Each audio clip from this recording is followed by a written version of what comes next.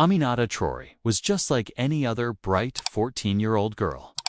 She loved numbers, especially math, and dreamed of one day using what she learned to help her country. Every morning, she packed her bag with care, math books on top, neat notes tucked inside. Aminata's days were simple but full. She would walk to Imam Malik Middle School, always smiling at the shopkeepers she passed and waving at neighbors who knew her since she was small. Her best friend Fatima often waited at the school gate so they could walk in together, chatting about their lessons or joking about teachers.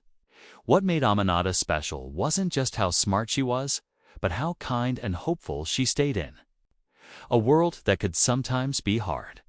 But the person she looked up to most was her older brother, Ibrahim Traoré. To most of the world, Ibrahim was the president of Burkina Faso, a young, bold leader who stood up to those who tried to take advantage of his country. But to Aminata, he was simply her big brother, the one who always found time, no matter how busy, to help her study for tests or listen when she talked about her dreams. He had taught her to never give up, to believe that even small actions could make a difference. And at home, even with all the responsibilities of leading a nation, Ibrahim's first thought was always for his family, his mother, Maryam, gentle and wise, and his little sister, who brought light to their home. Burkina Faso itself was going through big changes. Under Ibrahim's leadership, the country had started taking back control of its gold mines and uranium fields, pushing out companies that had for too long taken resources without giving much in return. New partnerships with places like China were bringing hope of a better future, where Burkina Faso's wealth could finally help its own people. But not everyone liked these changes. Foreign corporations saw their profits shrinking. Powerful groups who had long controlled Africa's riches from afar watched with growing anger. Inside the country, there were even a few who felt uneasy, worried that shaking up old systems might bring trouble. Still, on that warm afternoon in Ouagadougou, none of that seemed to matter. The city hummed with the usual life, the sounds of children playing, shopkeepers calling out, the scent of street food filling the air. Aminata left school with her books hugged close, chatting with Fatima about an upcoming exam. The streets she walked were the same ones she had always known. Safe, familiar, filled with faces she trusted. Everything felt as it should be, but sometimes danger hides in plain sight. That day, a car sat a little too long at a crossing, its driver watching without reason. A security camera on the corner blinked and then went dark, though no one noticed. And in a place where nothing bad had ever happened, shadows seemed to stretch just a little farther. Aminata walked on, unaware that life was about to change forever. When Aminata didn't come home that afternoon, at first it seemed like maybe she was just a little late. Maybe she had stayed to talk to a teacher or stopped at a friend's house for a few minutes. But when the clock ticked past 4:30, Maryam, her mother, began to feel that tightness in her chest that only a mother knows, the sense that something wasn't right. She tried calling Aminata's phone. No answer. She called again and again, each ring feeding her fear. With trembling hands, Maryam finally picked up the phone and called her son. When Ibrahim answered, she didn't try to hide the worry in her voice. "Aminata isn't home yet," she said. "She's never late like this." In that instant, Ibrahim felt his heart sink. He was in a meeting, but nothing else mattered now. He stood up, his voice steady but urgent. "Call Mamadou now." Within the hour, the presidential security team had swung into action. Ibrahim gave the order without hesitation. "Find my sister." The first reports were confusing. The schools security cameras, which had worked perfectly for years, had gone offline at 3:25 p.m., just minutes before Aminata left the building. The cameras along her route home, same thing. The footage stopped at the exact same moment. It wasn't just a random failure. Someone had planned this. When Mamadou showed Ibrahim the blank video screens, his face was grim. This was done by experts, he said quietly. Even worse, the guards assigned to keep an eye on Aminata from a distance had been found unconscious. Drugged, Ibrahim didn't need to hear more to understand. This was not just a kidnapping. This was a direct attack, a message sent not just to him as a brother, but to him as a leader. For the next 3 days, there was silence. No call, no ransom note, no demand. The world kept turning, but for Ibrahim and his family, time felt frozen. Then, in the dead of night, his private phone rang. The number was hidden. Half asleep but alert in an instant, Ibrahim answered. On the other end, a cold voice spoke in French. "What matters is that your sister stays alive," it said. Then came the demands. Cancel the nationalization of the gold mines. End the uranium deal with China. Stop trying to make your country truly independent. The voice was smooth, practiced, and cruel. "And if I don't?" Ibrahim asked, though he already feared the answer. "Then your sister will have a great new job in Amsterdam. 14 is a very high-demand age." The line went dead. The weight of that call was crushing. Ibrahim was not just a brother, he was a president. Every decision he made would decide not only his sister's life, but the future of millions. Could he give in, save Aminata, and watch his country fall back into the hands of those who had stolen from it for so long? Or could he stand firm, knowing it might cost him the person he loved most? That night, Ibrahim didn't sleep. He stared out at the city lights, the burden of both brotherly love and duty pressing down on him. He didn't waste time. By morning, his most trusted team was at work. Sarah Kamara, young but brilliant, led the cyber tracing. She followed the trail of that voice call as it bounced through country after country, hidden by layers of technology. The signal seemed to come from Switzerland, but Sarah wasn't fooled. "They want us to look at Swiss banks," she said. "But that's not where they are." And then the truth began to unfold. A pattern no one had noticed before. Dozens of young girls, just like Aminata, gone after getting student visas. The trail led not to Switzerland, but to the dark corners of Amsterdam. It wasn't just about Aminata. There was a bigger, uglier truth behind this, a system that had stolen children, laundered money, and hidden in the shadows for too long. As the hours passed, the pressure grew. Ibrahim's advisors urged caution.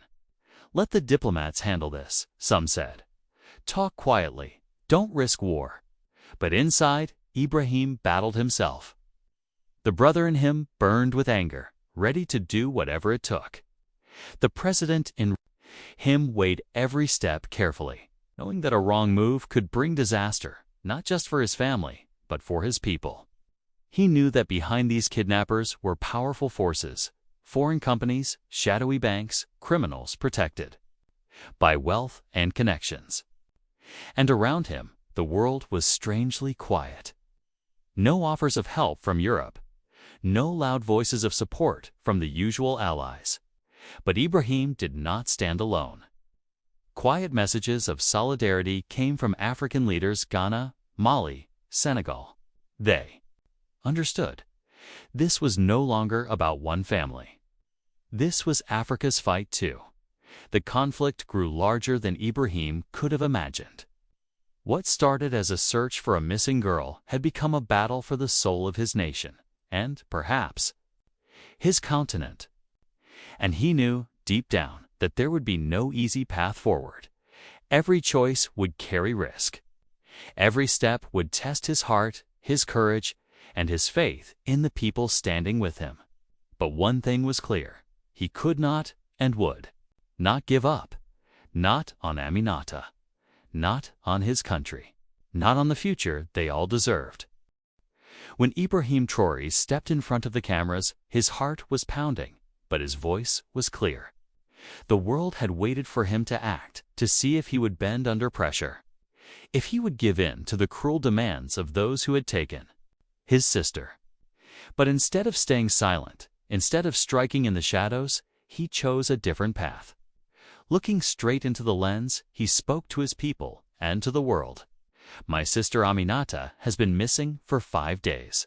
The people who took her want me to give up on our dream of independence. But this is not just an attack on my family. It is an attack on all the children of Africa, and I promise you, they will pay for it. His words lit a fire across the continent. In homes, in markets, in schools, people stopped to listen. On social media, the hashtag #SaveAmina spread like wildfire. Across Africa, hearts and minds stood with him. Behind the scenes, Ibrahim worked quickly. He called trusted friends, leaders of Ghana, Mali, Senegal. This is not just about Burkina Faso, he told them. It's about all of us. One by one, they agreed. Quietly, without fanfare, they sent help. Special forces, the best they had. Men who understood what was at stake. Together with Ibrahim's team, they planned what had to be done. The target, an old building in Amsterdam's Douala district. The building looked like any other, but inside it hid dark secrets. Sarah Kamara's cyber team worked day and night, breaking into security systems, mapping the building's layout, watching through satellites. Every detail mattered. Every second counted. When the night of the mission came, the team moved like shadows. 18 men from 4 African nations entered Amsterdam as tourists. No one gave them a second glance. They carried no weapons that would draw attention, no gear that would give them away.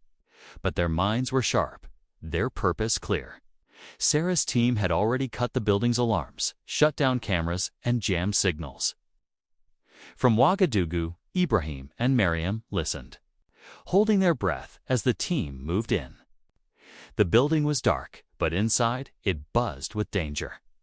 Every corner could hide an enemy. Every step could bring discovery.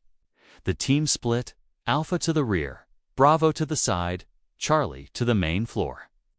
Their voices came through earpieces, calm but tense. "Rear secured," Alpha whispered. "Side clear," said Bravo. "Main target in sight," reported Charlie. The teams moved floor by floor, room by room. On the first floor, they found girls, 12 of them, scared, confused, but alive. In the basement, 8 more.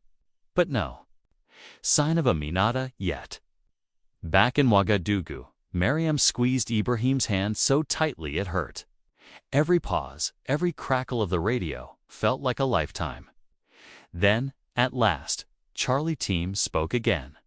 "We have her. Aminata found. She's safe." The relief that flooded through Ibrahim was so strong he felt weak. Mariam wept openly. But the mission wasn't over. The team gathered not just the girls, but hard-proof documents, computer drives, records of money trails. And they took down the men inside, traffickers who thought they could hide behind their connections, their wealth, their distance from the lands they hurt. As the sun rose, the world learned what had happened. 47 girls rescued, 23 traffickers arrested. A criminal network exposed. At the airport, when Ibrahim finally held his sister in his arms, it felt like the weight of the world lifted, at least for a moment. Aminata clung to him, tears streaming down her face. "I was so scared," she whispered. "But I knew you'd come." Ibrahim kissed her forehead. "I will never leave you alone again," he said.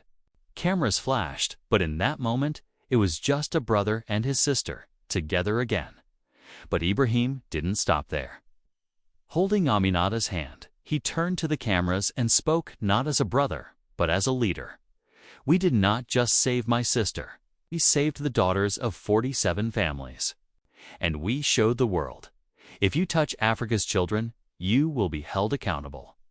He lifted the files his team had recovered. "These show the truth: who funds this evil, who hides it, who protects it. And now the world must act." His words rang out far beyond the airport, far beyond Burkina Faso. Because this was no longer just one family's story. This was the voice of a continent, rising at last, when Aminata and Ibrahim stepped off the plane in Ouagadougou. The air was filled with cheers, tears, and the sound of thousands of voices calling their names. People lined the streets, waving flags, holding signs that said, "Welcome home, Aminata, and Africa stands with you." The scene at the airport was unforgettable. Mothers cried as if Aminata were their own daughter. Fathers raised their children onto their shoulders so they could catch a glimpse of the girl who had survived, the girl who had come back. Ibrahim held his sister close, his heart full of relief and pride.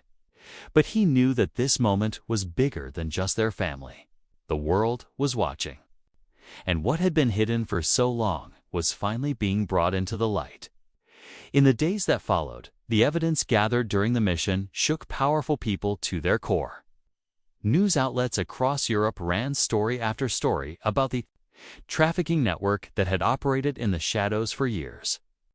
The names of those involved, wealthy businessmen, bankers, even some politicians, were exposed for all to see. Investigations began in the Netherlands, France, and Belgium. In some places, leaders debated resigning, unable to face the shame. The world could no longer look away from the truth. And for once, the voices of Africa were not ignored. But this was just the beginning. Ibrahim knew that saving Aminata and the other girls was only the first step.